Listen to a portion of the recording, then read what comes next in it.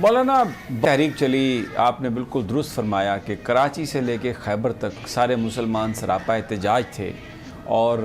تمام سیاسی جماعتیں اس میں شامل ہوں۔ اتنی بڑی تحریک شاید کسی اور مقصد کے لیے نہیں نکالی گئی۔ جب بھی اس طرح کے واقعات ہوتے ہیں اس میں بہت سارے اتار چڑھاؤ آتے ہیں۔ جس وقت یہ تحریک چل رہی تھی اور آپ کا یہ مطالبہ تھا کہ جو قادیانی ہیں ان کو غیر مسلم قرار دیا جائے، کسی سٹیج پر کسی موقع پر آپ کو کبھی یہ احساس بھی ہوا اس وقت کہ شاید یہ آپ کے مطالبات منظور نہ ہوں؟ اگر مطالبات منظور نہ ہوئے تو پھر کیا ہوگا؟ یہ باتیں تو آپ کے ذہن میں آتی ہوں گی۔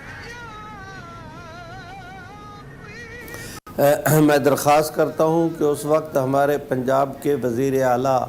جناب حنیف رامے صاحب تھے اور مرکز میں ہمارے پرائم منسٹر جناب بھٹو صاحب۔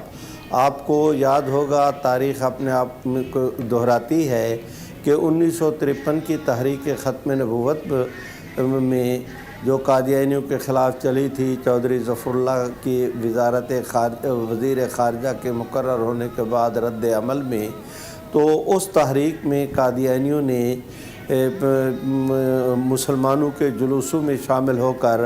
خود ہی ان کو تشدد کے راستے پر ڈالا، لا اینڈ آرڈر کا مسئلہ پیدا کیا، لا قانونیت کی شکل پیدا ہوئی۔ تو اس تحریک میں یہ جو ہے اپنا اس کا نتیجہ یہ نکلا کہ تحریک کو کچل دیا گیا۔ تو 1953 کی تحریک کے اس تجربہ کو سامنے رکھ کر ہماری بیدار مغز جو دینی قیادت تھی، مثلاً حضرت مولانا سید محمد یوسف بن نوری، مولانا مفتی محمود، مولانا شاہ امن نورانی، پروفیسر غفور احمد، چودھری ظہور الہی اور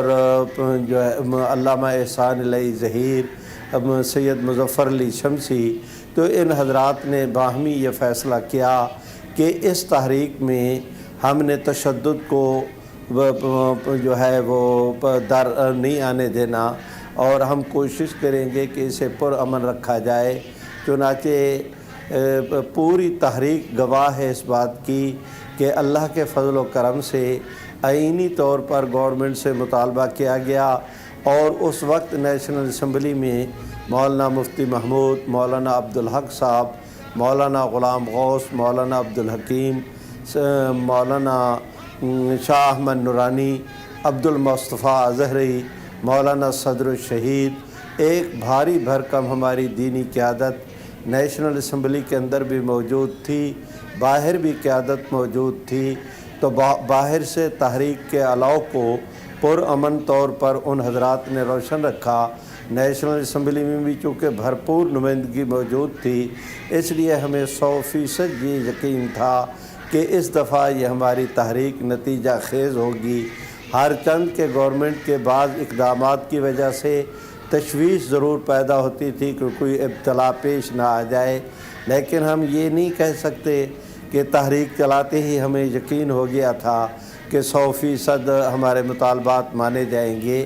لیکن اس تحریک جو وہ تحریک چلتی گئی، اس اور جس والہانہ پن کے ساتھ پبلک نے اس تحریک کے اندر حصہ لیا اور جو اسے عروج ملتا گیا، تو ہمیں بھی یقین ہوتا گیا کہ ہم اپنی منزل کے قریب مولانا ہو رہے ہیں۔ آپ بالکل تحریک زور پکڑتی گئی، آپ نے بھی بڑی ہمت سمجھداری سے سب کچھ کیا، لیکن وہ وقت تھا جب جو قادیانی تھے وہ بہت اہم عہدوں پر فائز تھے، بہت بڑی ان کی طاقت تھی، تو یقیناً وہ اس راستے میں بڑی رکاوٹ بنے ہوں گے، کیونکہ یہ عقیدے کے حوالے سے فیصلہ تھا، تو وہ تو اس فیصلے کو انہوں نے رکوانے کی بھرپور کوشش بھی کی ہوگی اس حوالے سے۔ اور کچھ چیزیں ایسی جو آپ خود سے اگر میرے ساتھ شیئر کرنا چاہیں، اگر اس وقت جو کچھ بھی ہوا آپ کے ذہن میں، جیسے آپ نے فرمایا کہ سب کچھ تازہ ہے۔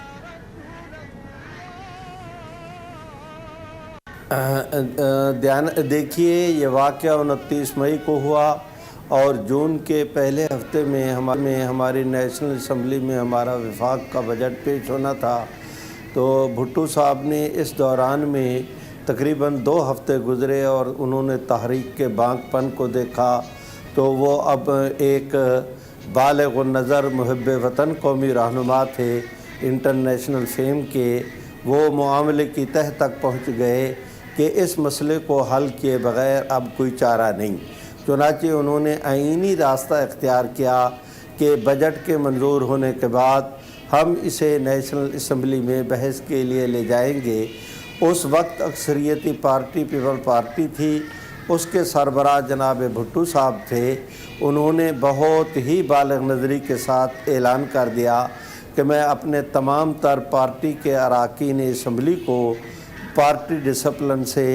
جو ہے وہ آزاد کرتا ہوں۔ وہ اپنے ایمان اور عقیدے کی بنیاد پر نیشنل اسمبلی میں عقیدہ ختم نبوت کے حوالے سے قادیانی مسئلے پر غور و فکر کر لیں۔ اس غور و فکر کے بعد جو ان کے ضمیر کا فیصلہ ہو وہ اس کے مطابق اپنا ووٹ کا حق استعمال کریں، پارٹی کی طرف سے ان پر کوئی پابندی نہیں ہوگی۔ اس سے ہمیں حوصلہ ملا اس حوالے سے کہ ایک اکثریتی پارٹی نے اپنے ممبروں کو آزاد کر دیا ہے اور وہ بالآخر ہیں تو مسلمان، تو انشاءاللہ نتیجہ صحیح نکلے گا۔ دوسرا یہ کہ جس وقت انہوں نے کہا کہ قادیانی مسئلے کو ہم نیشنل اسمبلی میں لے جائیں گے تو اس وقت خود قادیانی جماعت نے درخواست پیش کی تھی۔ میری مراد ہے اس وقت قادیانی جماعت کا چوتھا جو سربراہ تھا مرزا ناصر احمد، ان کے دستخطوں کے ساتھ پرائم منسٹر کو، وفاقی ہمارے لا منسٹر جناب عبدالحفیظ پیر زادہ کو اور نیشنل اسمبلی کے سیکرٹری جنرل کو انہوں نے درخواستیں بھجوائیں کہ اگر آپ قادیانی مسئلے پر نیشنل اسمبلی میں بحث کرانا چاہتے ہیں تو ہمیں بھی بلا کر موقع دیا جائے کہ ہم اپنے عقیدے کی وضاحت کر سکیں۔ اگر آپ نے ہمارے موقف کو نہ سنا تو وہ آپ کا فیصلہ یک طرفہ فیصلہ ہوگا۔ جناب بھٹو صاحب نے یہ درخواست پڑھنے کے بعد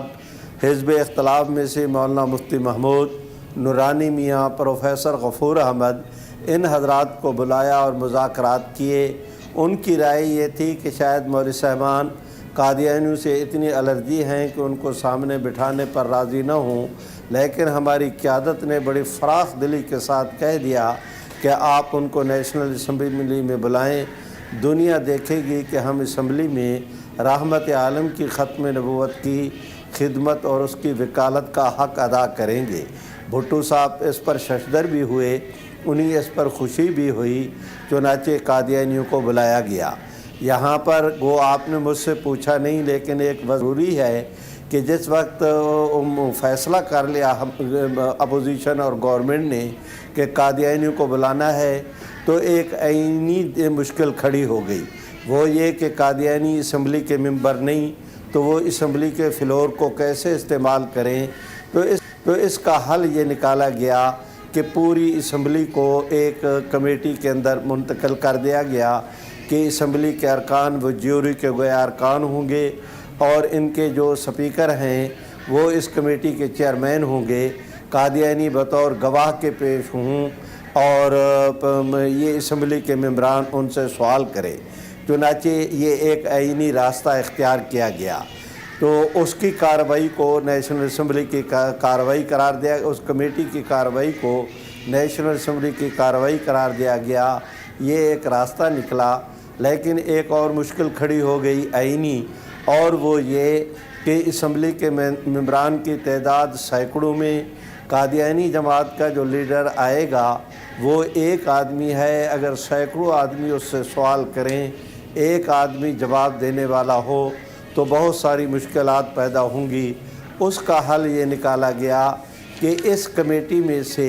پوری اسمبلی کو جو کمیٹی میں تبدیل کیا گیا تو اس میں سے 6 آدمیوں کی ایک سب کمیٹی بنائی گئی کہ یہ اسمبلی کے ممبران تحریری طور پر اپنے سوالات لکھ کر اس سب کمیٹی کو دیں، یہ اس سے چھانٹی کرنے کے بعد